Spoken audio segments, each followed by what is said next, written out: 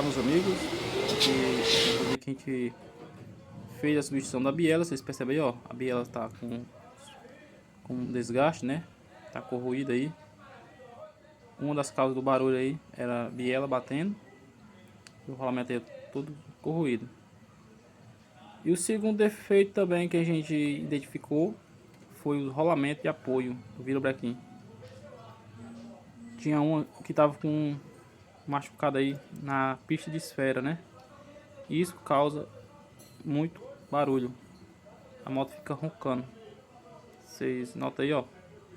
Vocês prestem bastante atenção aí com o rolamento. Verificar se não tá com desgaste, como esse aí tá, né?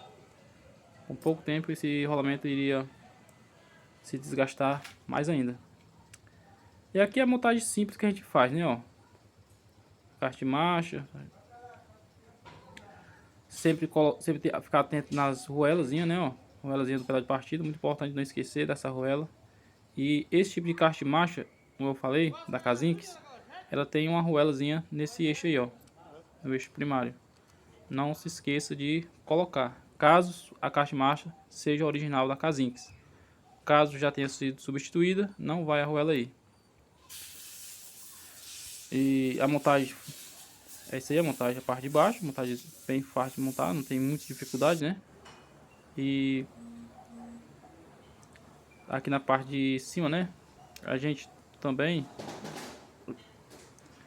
tem que verificar também a bomba de óleo, que é bastante importante, já que esse motor bateu por falta de lubrificação, né? Aqui colocando o pedal no tempo, vocês seguem esses dois furozinhos e o furozinho no batente para poder ficar no tempo, né, a moto.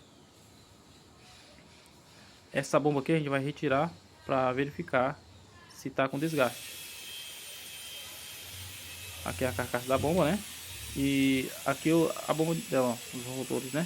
Vocês percebem que está com muito desgaste. E também, ó, tá trincada aí, ó, quebrada. Bomba de óleo quebrada. Aqui não precisa nem fazer mais análise. Tá quebrada e tá toda corroída aí, ó.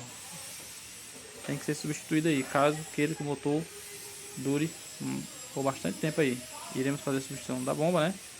Aqui não precisa fazer teste, porque já visualmente já vê que não tá legal a bomba aí, ó. Tá danificada. Isso aqui causa desgaste prematuro do motor.